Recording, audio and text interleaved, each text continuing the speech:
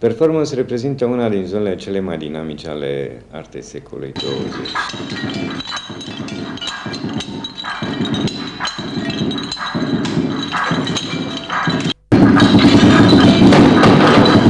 Performance reprezintă o depășire permanentă a limitelor. Și asta a încercat de la începutul și asta se întâmplă și astăzi.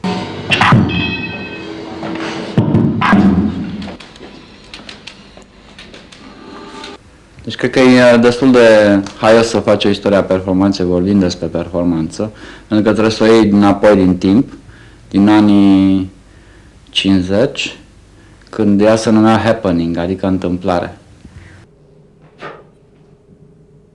Body art, performance, living art sau living sculpture, toate delimitând un simplu element că între artist și public nu mai există obiectul artistic, ci obiectul artistic este chiar corpul artistic. El este conținătorul mesajului. Artistul își folosește, deci, gestica, corpul însuși, pentru a se face înțeles. Dincolo însă de această formă extrem de simplă și directă a comunicării, arta corporală, performance înseamnă și o intersecție a mai multor limbaje artistice. Un loc de întâlnire. În film, în teatru sau în dans au început să se împrumute.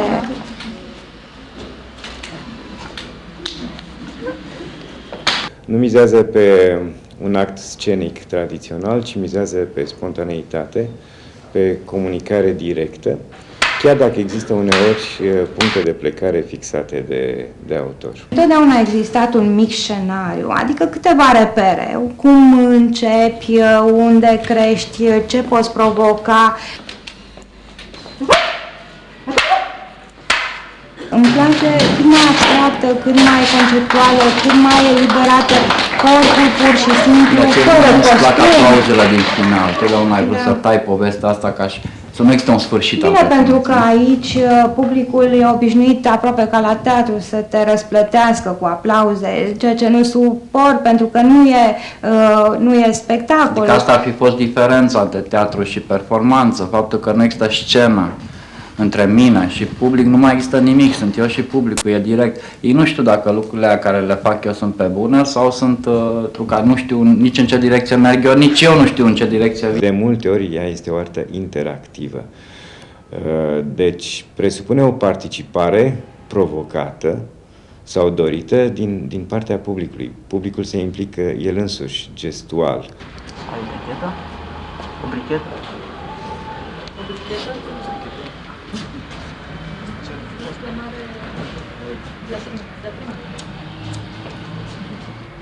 Nu mi-am propus niciodată să ating cât mai mulți oameni,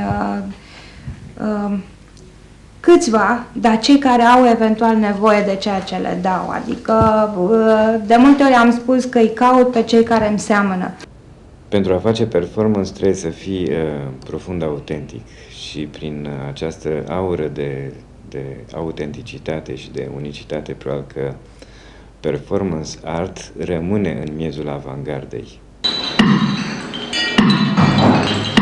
Definiția mea ar fi așa: eu înțeleg performanța numai ca ceva foarte politic și foarte agresiv, care nu te lasă la fel după ce ai făcut-o. Adică, cred că foarte multă lume din țara asta și din toată lumea trebuie să picteze în continuare și să lasă baltă cu performanța. Eu înțeleg performanța ca ceva ciudat. Nu știu să folosesc cuvânt pentru că nu am un cuvânt bun, dar ceva discret, ceva din zona tăcerii, ceva din zona misterioasă.